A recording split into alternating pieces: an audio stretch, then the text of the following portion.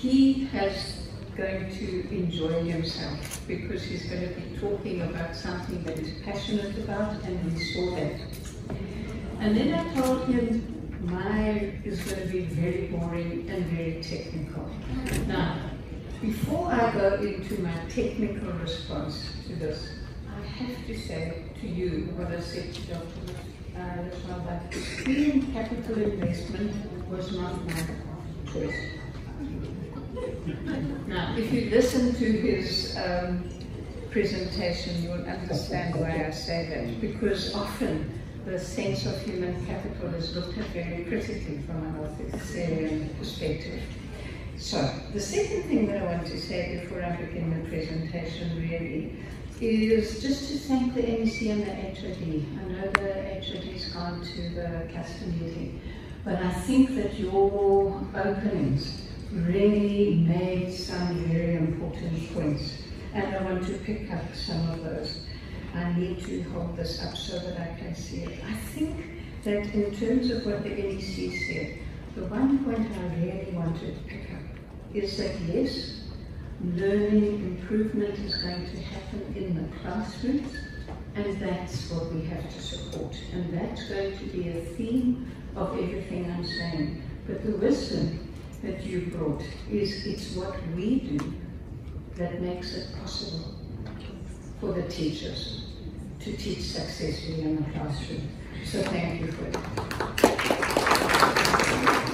The second thing that I was very pleased about in terms of some of the things that the HOD said, and those of you who've worked with me for years will know that this is something that's frustrated me often, is the question of reducing our priorities so that we're not trying to do everything. And two of your priorities that I really am going to be focusing on is high quality teaching and effective leadership.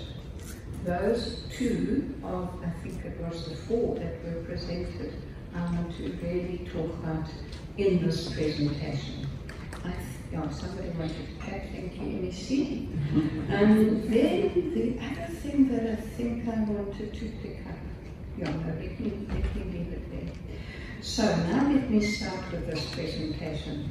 And in the spirit of my conversation with Dr. Lashwaba about this is technical, I often treat a topic that's given to me a little bit like an exam question. So I've got a lot of stuff in my head, what is the exam question for me?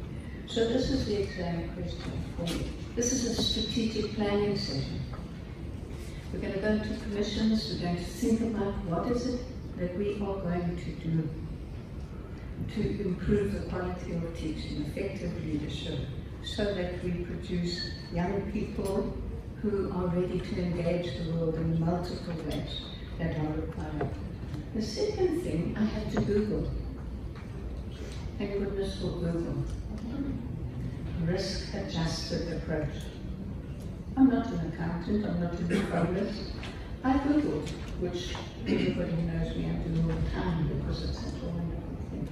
And then, of course, the third issue is the human capital investment.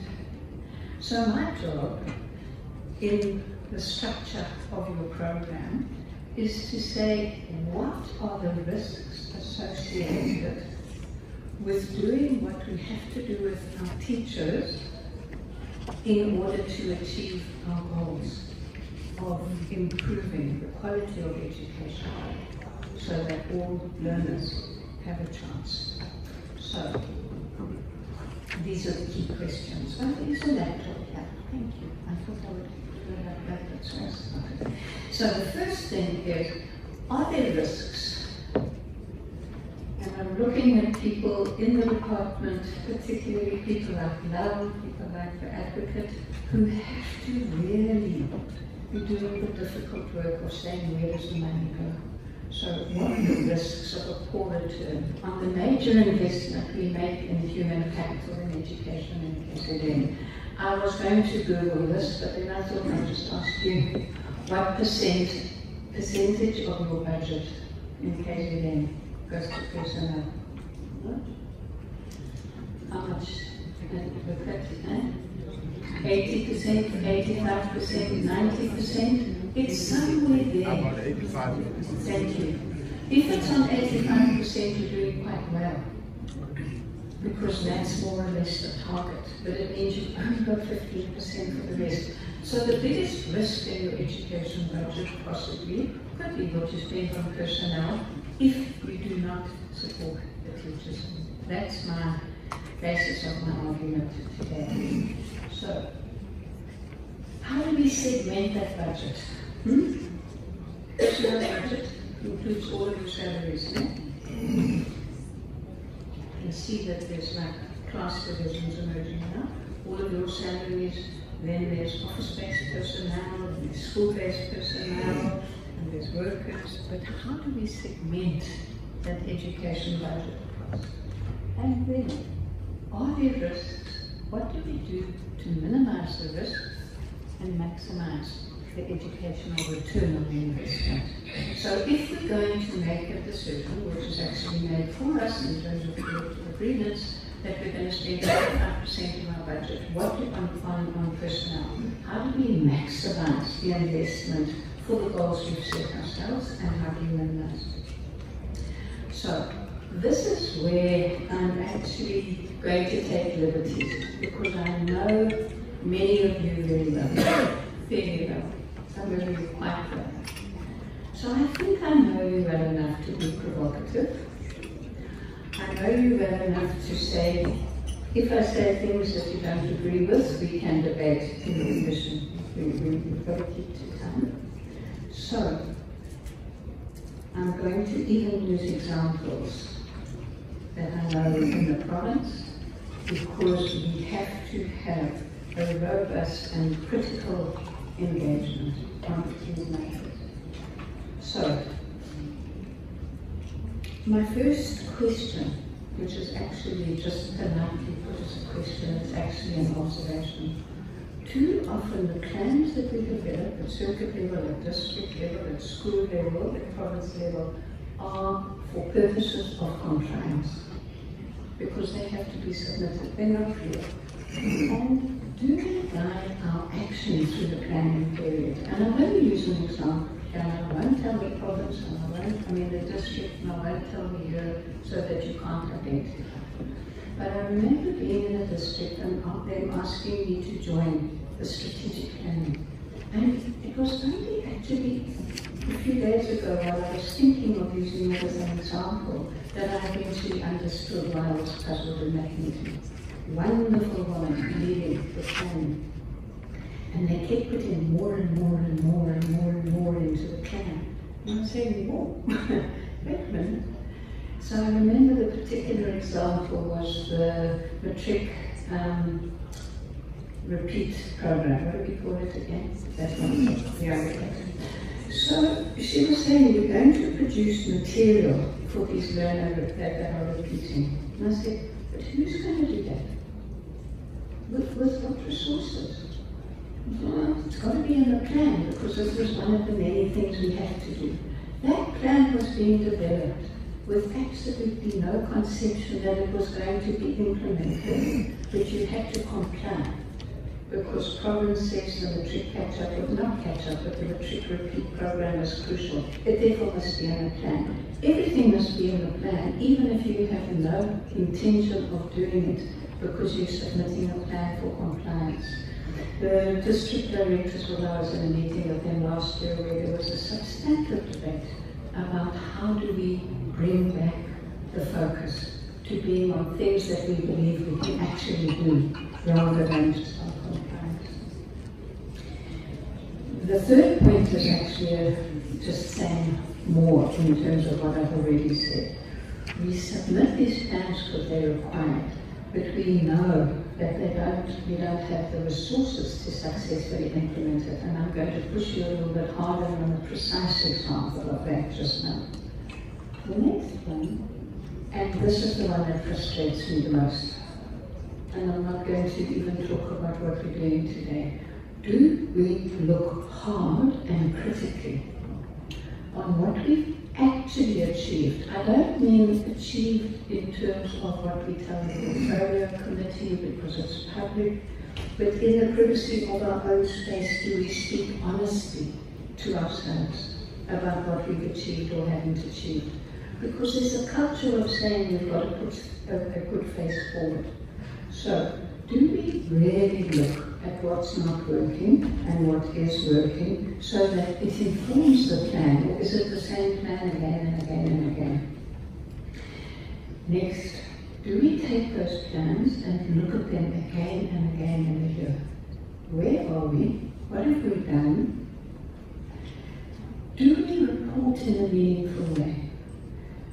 What I see when I'm in front of this wonderful group of people is a large number of people who are trying very hard and working really hard and rushing around. And I don't think we even make enough time to sit with the person to whom we report and who will be supporting us to say, let's look at the plan. And are we aligning? So I think, yeah, before I go to that one, I'm going to tell an anecdote. My beloved friend, Prof, who's going to speak later, always makes me self-conscious when I use anecdotes. But I'm going to tell an anecdote of when I was MEC for Agriculture, Conservation, Environment and Languages, because this is what I experienced in that department, and it was exemplary. This is the budget. This is the time period. These are the indicators. In that department, every quarter, the HOD and the MEC met with the directorate and said, let's look at your indicators and what you've achieved. I'll use the example from that department.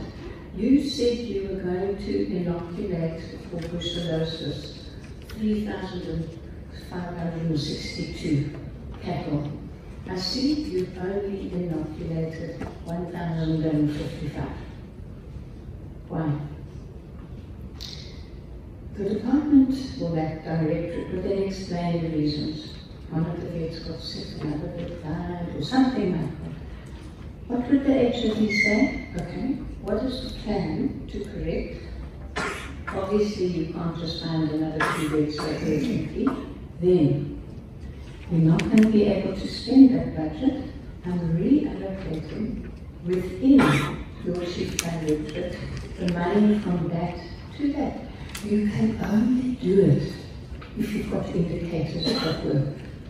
Otherwise, we've got these lofty plans and we say we're going to do it, but how do you know you're actually doing it if you're not on a routine basis, operationally, checking against real indicators and holding people to account in order to also support them? I knew I wanted to mention Brown, and one of the things that Brown has said to me, and I hope I'm not taking something that you want to say, which you will say, is Brown had said to me last week, one of the reasons the matric result is improving is because there's an indicator to monitor progress. So that's what we talk about. So okay, I can use examples, thank you. But now, we need to be able to use indicators that help us monitor if we actually are implementing so that we can take corrective action. And I'm going to use a KZN example again just now. When we don't implement, do we honestly look at why we don't? I don't need to say anything. All right, so my final point is all of the plans, are they having as their central focus the positive impact of teachers in terms of what they're going to do in the classroom, because it's 85% of our budget and that's where learning happens. So I've got about 5 points here and I'll try and go a bit more quickly. Firstly, if we are going to strengthen our strategic planning processes in relation not only to province, this is a provincial-wide event today, but at district level, at circuit level, and at schools, we have to learn from what's working and what's not working. And there's several people in the courtroom today that I'm actually going to pick on. They don't have to speak, but I'm going to tell you, I want to know how did Uhu improve? Huh? Mr. Severe? I'm not sure if where Mr. Water is. Why did Mukanya improve so much? I know that Dr. Madonna is working very hard on a plan that he believes is going to make his district rise. But if we don't have an explanation of what improves and why, and what action is taken, we can't track it. We can't use the indicators. It's not enough to just say, oh, you know, I want to know why. We want to know why, not just you. Once you know, and I'm going to come back to number 1 on the next slide. Once we know what's working, that has to be incorporated into actionable plans against which we monitor progress. And we've got to use data during the year. I used the example from agriculture conservation, etc., every quarter. In some cases it's every month, in some cases it's every week. If learning improvement depends on circuit managers visiting schools that are struggling, TA, where's the data on are they visiting schools? So there's a concept that I quite like in monitoring and evaluation, which talks about lead indicators and lag indicators. Lag indicator is the MSc results. But the lead indicators are what you do that results in the improvement or the decline. So if you don't know what your lead indicators are and you don't monitor them, how can you say that we are actually have a strategic plan that's being implemented? And it has to be timeous. Now, Stephen Taylor isn't here, he works closely with Martin Gustafsson. But the DBE does this wonderful systemic evaluation report. It's useful. But it comes out like 18 months, 2 years after the data, which means it's good as an academic insight. But where are we having our fingers on the pulse to say, I know this week that circuit managers were actually too busy in meetings to visit schools because I've got the data. I think you get me. So the response, by the way, and I'll always say this, the response of having the data is to ask yourself, what do I need to do to support? It's not monitoring for compliance and monitoring for making sure people are doing their job. It's monitoring so that you identify where the problems are so that you can help them. Because that's what our orientation has to be. How can I help you? Now this whole thing about alignment, let me just say, in the work in the NPC, this is one of the things I'm making as a major part of the work, is that our plans are not aligned. We have gestures towards National Development Plan, medium-term strategic framework, our plans, but are we really aligning across districts, within districts, between districts and circuits, between circuits and schools? And I also like the MC's point about silos.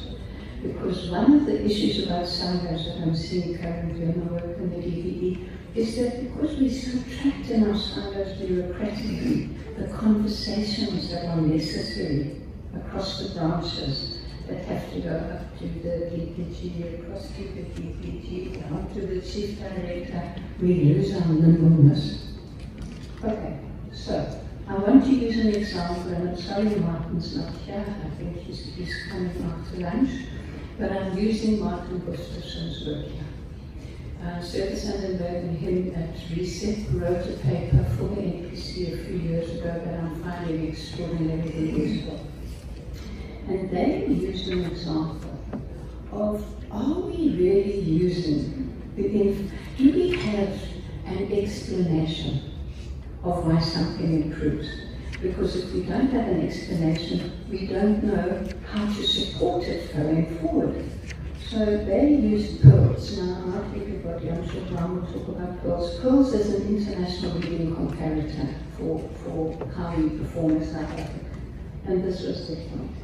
The DBE said that we improved a little, way back in, was it 2011 or somewhere, And then they were asked to say, why did we improve? Now, if this was a workshop and not a lecture, I would say, why do you think I really improved? And I'd love to hear why you would say you improved in reading in that time period. But this is what the DBE said. There's better access to books. We've got a strong focus on assessing learners with Anna. And we've got much better documentation in terms of cash. Mr. Rosenberg, are you happy that those seem three reasonable explanations? But where was the evidence base to actually say that's what made the difference? If I asked you again, I'm a teacher, not just a good teacher as Ms. Dr. Rashaba, but if I was in a workshop, what could be the other explanations? But this is the point that Reset makes. If those causes are correct, and it's not just how people are eating better, getting school feeding, families are happier, there's this, then surely we must preserve those three things. We must use those as indicators and we must monitor because we've got a solid basis of evidence on which we want to plan for improvement. Now, this is the punchline. Our girls' results went down. If we don't have a solid explanation for why things improved, we don't know why we went down. We don't know what to do to correct. So I'd love to push up, and I saw Mr. Pennington somewhere. Did the maths results improve in Cassidy this year? I believe they did. Why? Why? If we don't have an analysis. So I'm looking for Mr. Motta again. Why did Mukanya Kudak improve so much? The lag indicator are your results. Your lag indicator are your results per subject. Your lag indicators are your results per school. What are the lead indicators? What did you do that resulted in that improvement? It's not enough to just say everything we did so well. So I'm rushing. So, if we don't have a rigorous evidence-based analysis of why the system is improving or declining, while we know the system is capable of improving, we don't know what to do because we haven't developed that understanding. That is crucial for me, and I want to push because KZN has wonderful people, competent people, and we need to push ourselves more.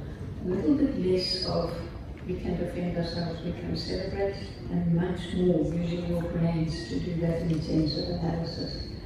So, I've already said, central to a risk-adjusted approach is optimizing the budget allocation. But now I want to ask, and I'm in dangerous territory here. I might even make you angry, okay? But if learning improves in the classroom, how do we support teachers? We have to invest in the necessary support and resources which will make teachers' delivery of the curriculum more effective. So there's a whole lot of issues that were covered in terms of the HOD's presentation and public expectations, buildings, infrastructure, transport, etc.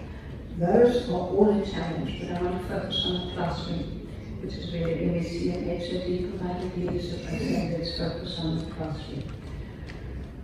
I've stopped using the term subject advisor finally, after a long time of people in the KZN getting frustrated with me. Because we have not just subject advisors, we have curriculum support and development specialists at district level and at provincial level. So every time I use CSDS, I'm talking about the CESs, the DCESs, and the SDSs. Okay? What vacancies do we have? What vacancies do we have? Now, I happen to be doing some work on this nationally. The HOD who's left was making a point, which we all know, that the mighty KZN, 25% of the system. Am I right? 25% of the system. When KZN sneezes, the country catches a cold, we know. Now, Dr. Mazibuko. If we've got 25% of the country's schools, should we have 25% of the country's subject advisors? Yeah, makes sense. Actually, we've got 12%, not 25%, 12% of the country's SES subject advisors.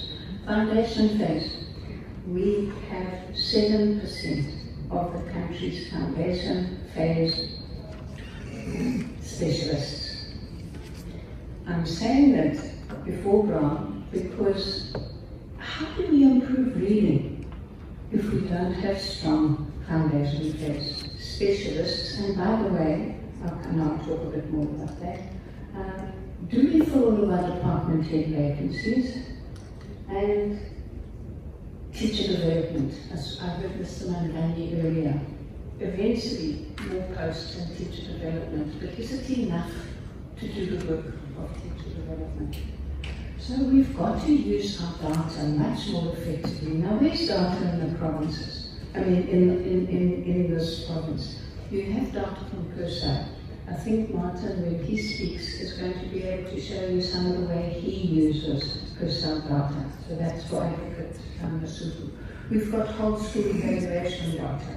And that's, I haven't seen Mr. Ayok here. We've got data on ENIS. So how do we work across these silos to say what is the data that we have in order to address some of these problems? Now, this slide, I hope that I'm allowed to take a few minutes on.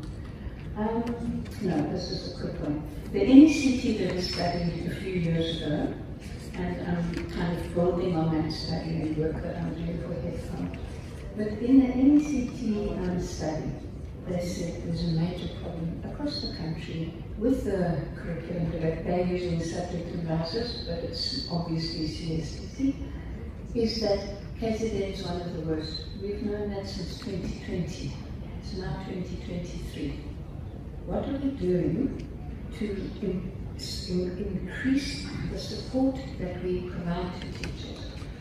Now, we're not alone, and there's work being done there. Now, this I'm actually going to push you a little bit on, and I'm going to push the district directors again, because the district directors should have these numbers on their fingertips. This is an extract from a policy document adopted by the government. It's in the Gazette, and it talks about how many subject advisors there should be, how many CS there should be, how many DCS there should be. So, Mr. Sadia is the one district director I can see, so I'm going to depend on you. I want you to do a calculation of how many subject advisors and CES you should be having in your district. If you're good with some, you're going to give us an answer just now. So let's just look at this a little bit. This is an official government document. Just note that it says for intermediate phase, there's supposed to be a subject advisor for each of the 9 subjects. Wait a minute. Are there 9 subjects in intermediate phase? No, there's not. There's 6. So in our own policy document, we've got the figures wrong. For senior phase, it says for each of the 12 high enrollment subjects. No, there's 9. So, Mr. Sadia, as you do your sums, don't use the 9 and 12, but 6 and 9. The next thing is that always fascinates me, and I haven't seen Dick come up at TV here. He might be here.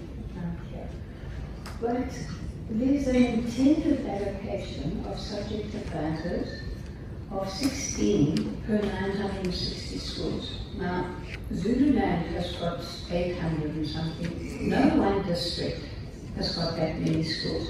So it clearly means you have to share. Beta and the FETT do their best, but what are the mechanisms for sharing and are they understood? So, what you do in Ugu, what you do in Amatuba, what you do in Ilengwe, You're supposed to be able to share across provinces, have you put it in place? Now I'm going to quickly look at what are the assumptions, and I'm going to come in and out of this slide. The assumptions are that there's strong operational supervision and teamwork. Let me show you why I think so. It's because there's a DCES, just for ECD and foundation phase, whose job, I presume, is to ensure that all of the subject advisors across the district are collaborating, learning from each other, working, that you're planning priorities, and you've got one for intermediate grades, one for senior grades, one for FET. 4 DCES at senior level who are making sure that there's strong operational supervision. That's what the policy intends. Now, there's also strong subject-specific expertise. I wish Bussy Bluntler was here because I can't see it. But look at this. For foundation phase, for each of 80 schools, there should be 4 subject advisors. 1 for maths. Thank you, Bussy. So just you can also do some sums if you feel like it. So there should be in every 80 schools for foundation phase 1 for maths, 1 for foundation phase, then first language and then home language. And by the way, in not all of our districts is there one home language. So what does that mean? Okay, so I've made my point, ne? That is what we're supposed to be having. We definitely don't have that. And then the other thing is that this policy guideline assumes that there's direct relationship between the advisors and the schools. So I'm overkilling this, but you'll see my point. Every foundation phase, 1 person should be visiting 80 schools. Let me see, I'm sorry to tell you, but in your province, there's subject advisors that are responsible for 400 schools, 600 schools. Where are we supporting our teachers? So we can move on.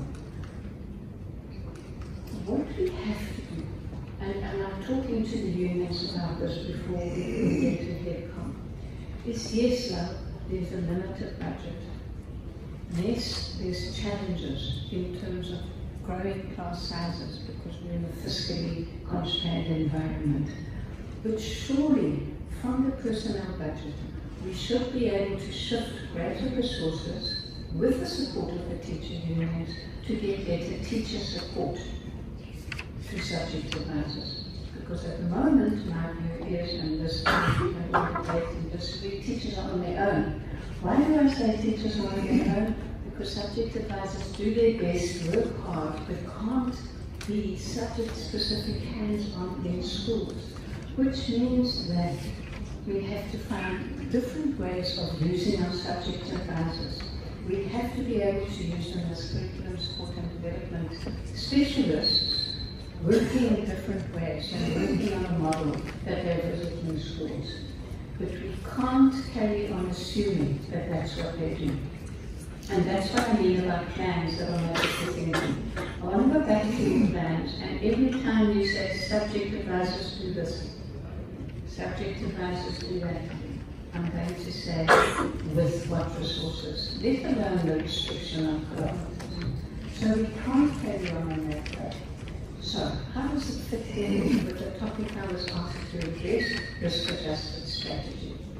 What are the risks of a poor return on this massive investment in personnel because we're not investing a little bit more in mechanisms for teacher support, particularly with CSDS? And to what extent do we just pretend all is well when it's not well? So the other thing, I'm not going to read this, but I just want to make the point, and again, Martin's here, I'm using work of reset, is that who supports teachers, subject advisors, and also the department heads at school level. If you read the job description and the collective agreement of the department head, it's such a strong leadership role, which you correctly have prioritized. The leadership to to teachers in a school provided by a head of department or department head is critical. But what research work showed is that after the fiscal cuts came in, many provinces stopped filling department heads posts. So I want to push case again, are we filling our department heads posts?